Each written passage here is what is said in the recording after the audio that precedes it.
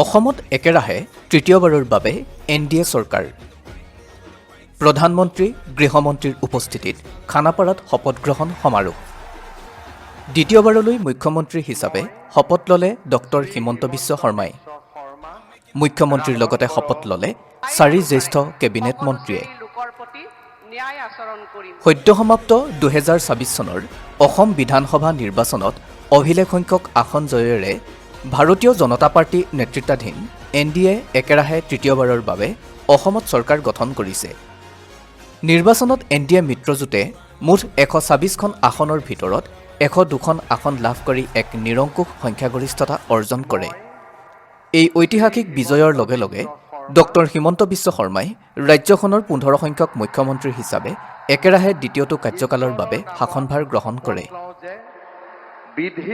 আজি গুৱাহাটীৰ খানাপাৰাস্থিত পশু চিকিৎসা বিজ্ঞান মহাবিদ্যালয়ৰ খেলপথাৰত অনুষ্ঠিত এক গাম্ভীৰ্যপূৰ্ণ তথা বিশাল শপত গ্ৰহণ সমাৰোহত অসমৰ ৰাজ্যপাল লক্ষ্মণ প্ৰসাদ আচাৰ্যই ডক্টৰ শৰ্মাক পদ আৰু গোপনীয়তাৰ শপত বাক্য পাঠ কৰোৱায়।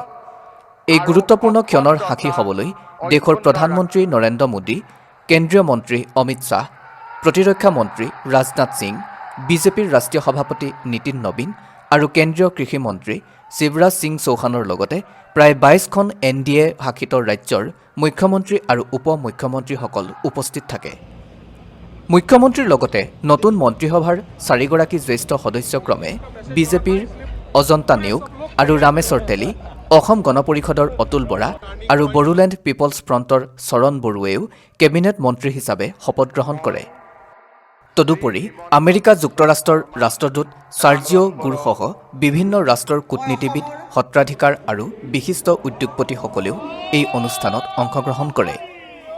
শপত গ্ৰহণ অনুষ্ঠানটো সুচাৰুৰূপে সম্পন্ন কৰাৰ স্বাৰ্থত কামৰূপ মহানগৰ জিলা প্ৰশাসনে কটকটীয়া নিৰাপত্তা ব্যৱস্থা গ্ৰহণ কৰাৰ লগতে নিৰ্দিষ্ট সময়ৰ বাবে যান-বাহন চলাচলৰ ক্ষেত্ৰত বিশেষ নিৰ্দেশনা জাৰি কৰিছিল।